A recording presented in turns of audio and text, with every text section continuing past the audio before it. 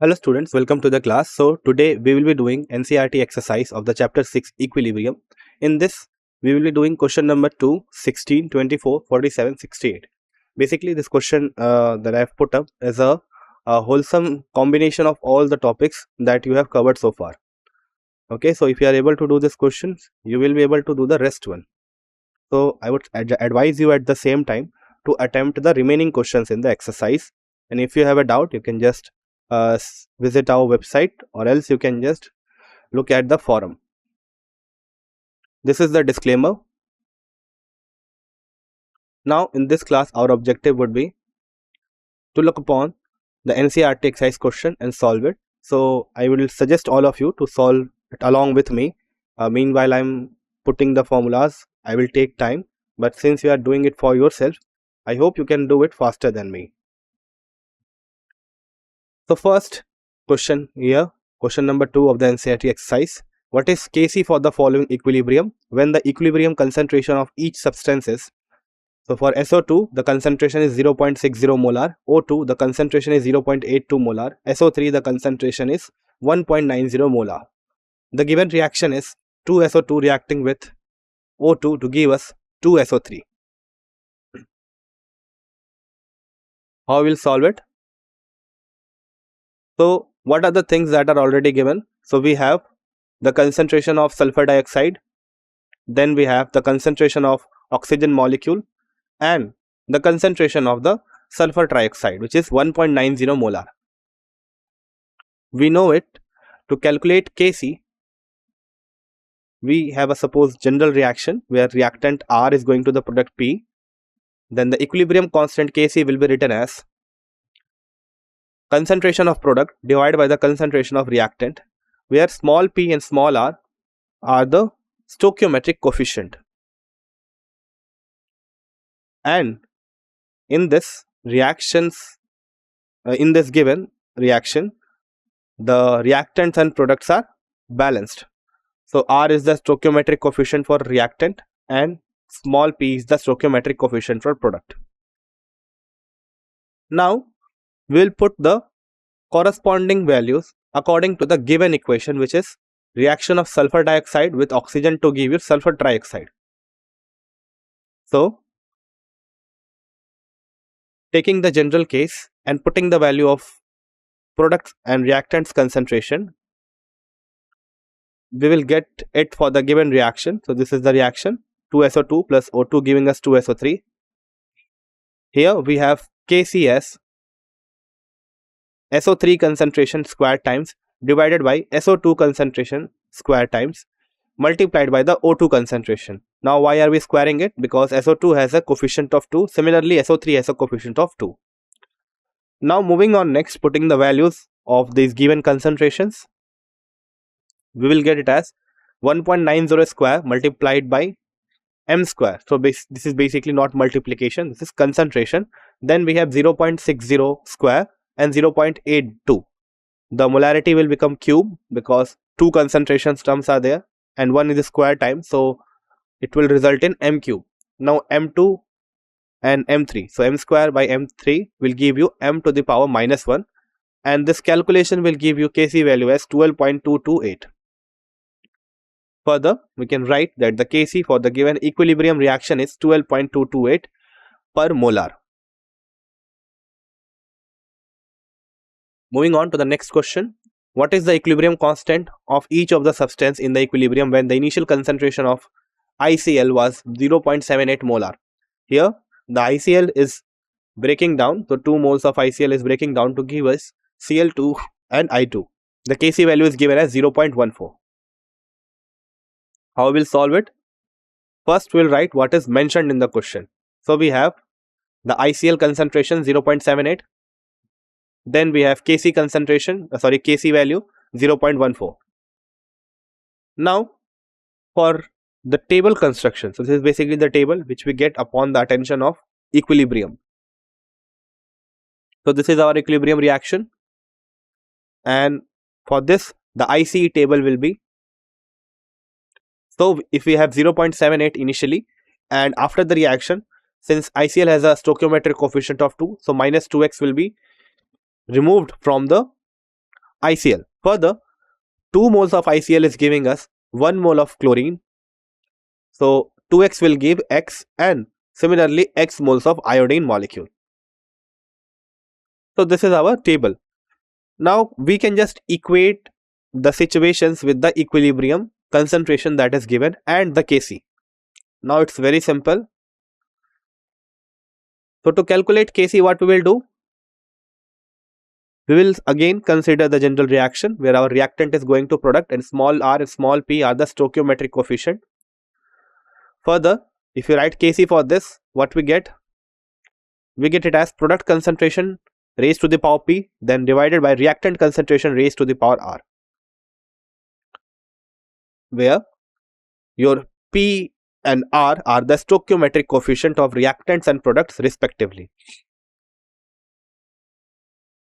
If this same equation is applied for the decomposition of ICl to Cl2 and I2, we will get it as I2 raised to the power 1, Cl2 raised to the power 1 divided by ICl raised to the power 2. Now next, what we have this table. So first we will display this table 0.78, and out of this at equilibrium 2x is being released and x of Cl2 is formed and x of I2 is formed. Now since we got Kc is equals to concentration of I2 multiplied by the concentration of Cl2 divided by the concentration square times for ICl, we can just substitute all the values from the table. So on the numerator we will have x into x, and the denominator we will have 0.78 minus 2x whole square. Now the Kc value is already given 0.14, right?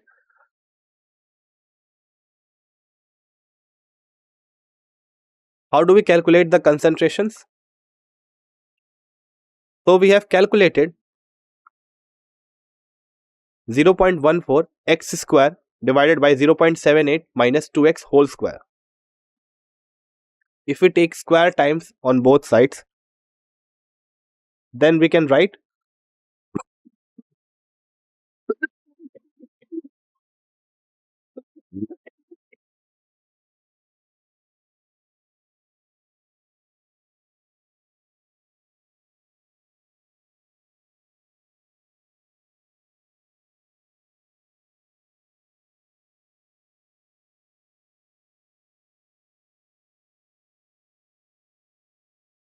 then in the above equation, if we take square root on both sides, we will get x by 0.78 minus 2x is equals to 0.374. So 0.14 square root will give you 0.374.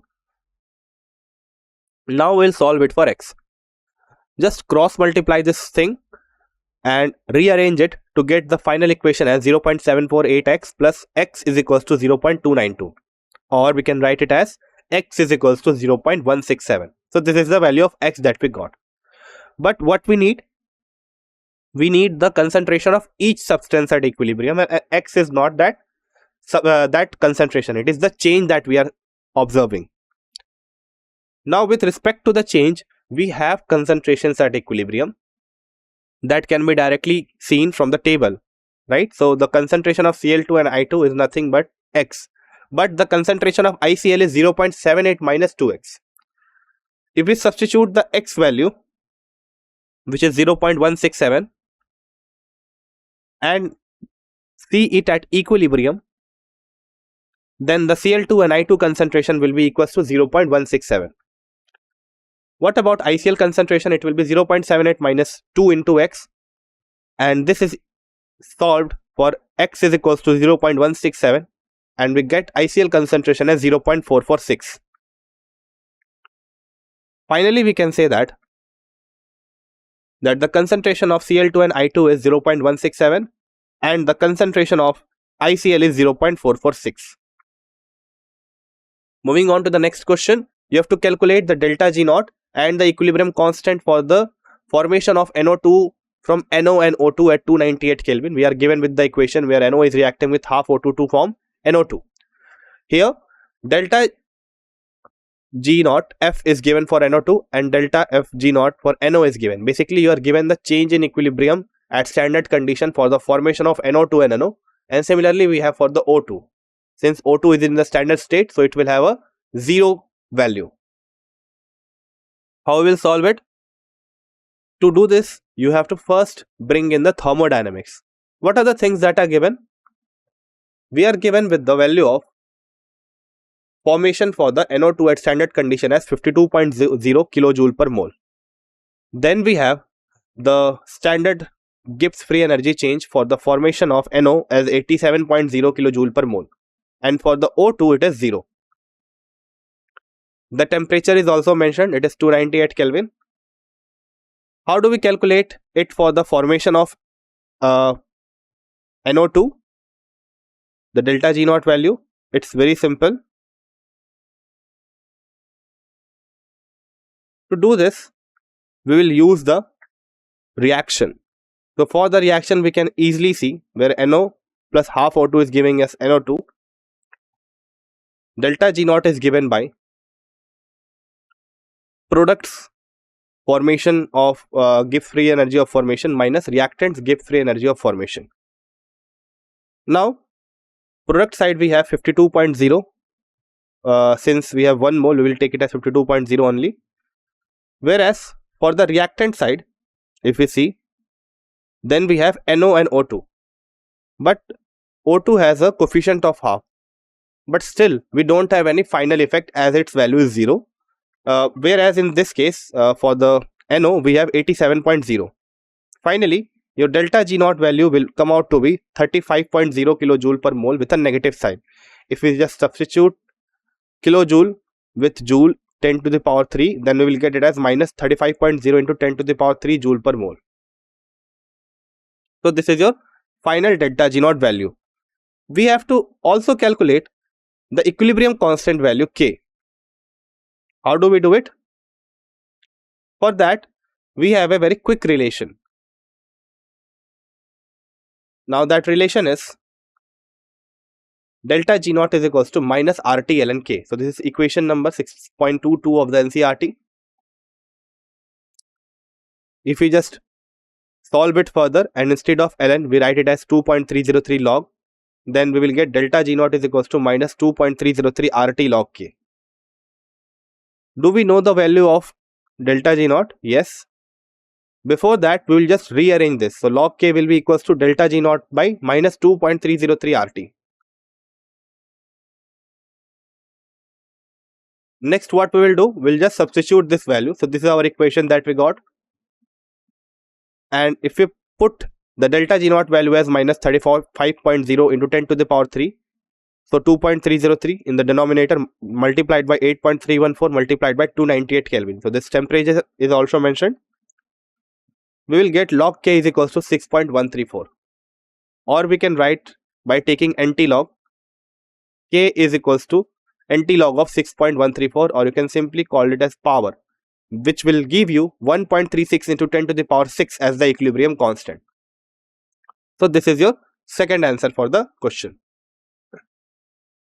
Moving on to the next question. It has been found that the pH of a 0.01 molar solution of an organic acid is 4.15. Calculate the concentration of the anion, the ionization constant of the acid and its pKa. How do we do it? We are given with the initial concentration of acid 0.01 molar and we have the pH of solution as 4.15. How do we calculate H plus from pH? H plus concentration from pH? It's very simple. We know that from the definition of pH, pH is equals to minus log base 10 H plus. If we substitute pH as 4.15, we will take anti-log on both sides further to get the H plus concentration as 10 to the power minus 4.15. This will give you the H plus concentration as 7.08 into 10 to the power minus 5 molar. Now, let us look at the solution. The solution is saying that we have a pH of 0.01 and we have only one acid, a weak acid. So this is the case of a single species and that of a weak acid. How do we calculate the concentration of anion? For that, we have to look upon the dissociation of the given acid. Suppose this was our initial concentration of Ha, 0.01 molar, it is given in the question. And if we just look at the dissociation of acid, it will look like 0.01 is the initial concentration. After attaining equilibrium, X is the change, and we have X as the change in Ha as well, because there is absence of stoichiometric coefficient. We have 1 as the stoichiometric coefficient of Ha, not absence, it is 1. Then since 1 is for H plus and A minus, therefore we will get X and X as the concentration of H plus and A minus as well. From step 1, we got H plus concentration as 7.08 into 10 to the power minus 5 molar. Therefore, this X is equals to 7.08 into 10 to the power minus 5. So this can be seen well in the table that concentration of H plus is nothing but X. Next, what we can do, we have to calculate the concentration of A minus. Now the concentration of H plus and A minus is same, it is equals to X. So therefore, this will be 7.08 into 10 to the power minus 5 molar. Therefore, we got the concentration of anion, because A minus is what? This is our anion. So finally, from the table of dissociation for acid, we can say that the concentration of H plus and the concentration of A minus is equal. Okay. So we can say that the Ka is equals to H plus A minus by Ha. So first thing is being calculated. Now we are calculating Ka. How do we do it? At equilibrium, we can see that 0.01 minus X and X square. So this is the Ka that we are getting. So X square by 0.01 minus X. If we put the value of X here, we will get Ka is equals to 7.08 into 10 to the power minus 5 whole square divided by 0.01 minus 7.08 into 10 to the power minus 5. This can be simplified to get the Ka value as 5.05 into 10 to the power minus 7. How do we calculate pKa? We will take the negative logarithm of this Ka. So let's see. To calculate pKa, we will take pKa is equals to minus log of 5.05 into 10 to the power minus 7. Now pKa can be written as 6.30.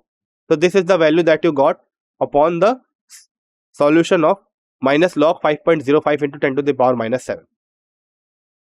Finally, we can write that the concentration of anion is 7.08 into 10 to the power minus 5 molar, and the pK value is 5.05 into 10 to the power minus 7. Sorry, Ka value is 5.05 into 10 to the power minus 7, whereas the pK value is 6.30.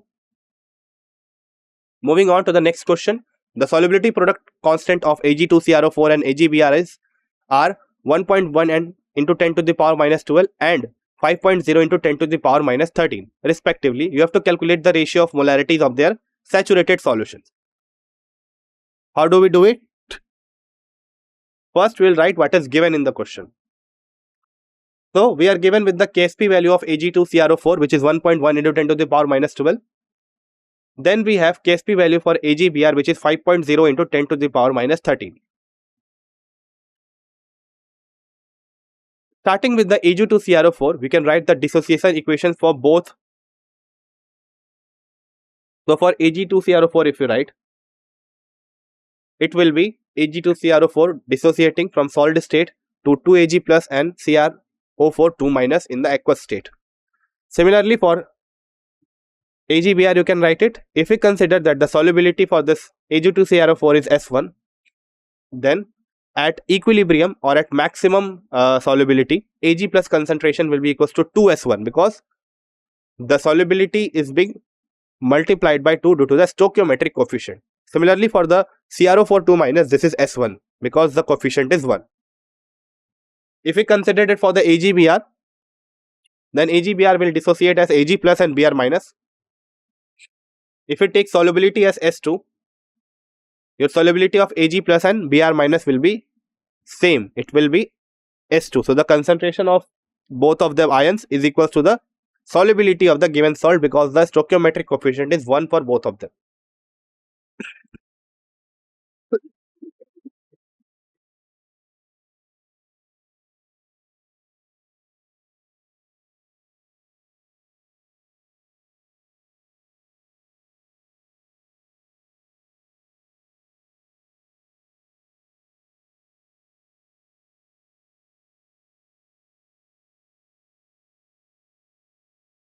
Now moving on further, so we got S2. So we have represented this S2.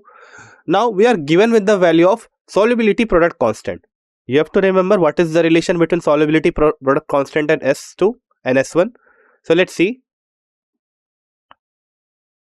If we start with the Ag2CrO4, then Ag plus concentration is 2S1 and CrO4 2 minus concentration is S1.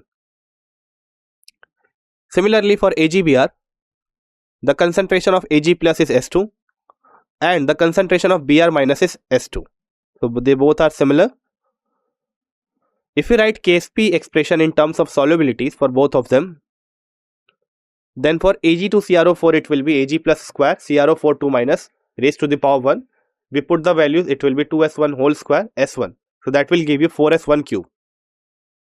Similarly, the Ksp of AgBr will be Ag plus concentration multiplied by Br minus concentration, which is S2 multiplied by S2, S2 square. Why are we getting 2 as the power of Ag plus? Because this is a stoichiometric coefficient in the balanced chemical equation for the dissociation of Ag2CrO4.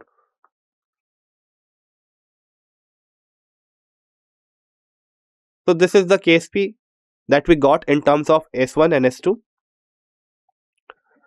Now using the values of Ksp for Ag2CrO4, which is 1.1 into 10 to the power minus 12, and Ksp for AgBr, which is 5.0 into 10 to the power minus 13, we can just substitute it back in the previous equation where we got our Ksp in terms of S1 and S2 for the Ag2CrO4 and the AgBr respectively.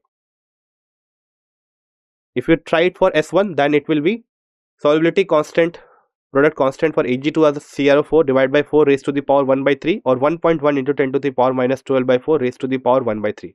Upon solving this, you will get it as 2.75 into 10 to the power minus 13 raised to the power 1 by 3.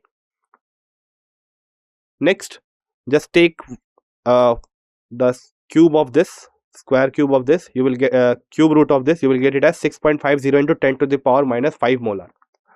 If we solve it for S2, then S2 is nothing but root under Ksp of AgBr, which is root under 5.0 into 10 to the power minus 13. And this will give you the S2 value as 7.07 into 10 to the power minus 7 molar. But we have to calculate the ratio of S1 and S2, right? We got S1 and S2, now we have to calculate the ratio of both of them. How do we do it? We will simply take S1, which is 6.50 into 10 to the power minus 5, and we will take S2, which is 7.0 into 10 to the power minus 7 molar, and we will divide both of them. So S1 by S2 will give you the ratio. So 6.50 into 10 to the power minus 5 divided by 7.07 into 10 to the power minus 7. The final value will be 92.0. So this is your ratio for the solubility of Ag2CrO4 with the solubility of AgBr, which is 92.0. So this is your final answer. So what we have done so far in this question, first we calculated Ksp in terms of S, which is solubility, and then we put the value of Ksp to get the actual solubility, right? Further, we take the ratio and found out the last answer. Why we are writing saturated here? Because solubility is what? It is the concentration of the saturated solution. So this was all for today's class. Thank you for joining the session. I hope you enjoyed it.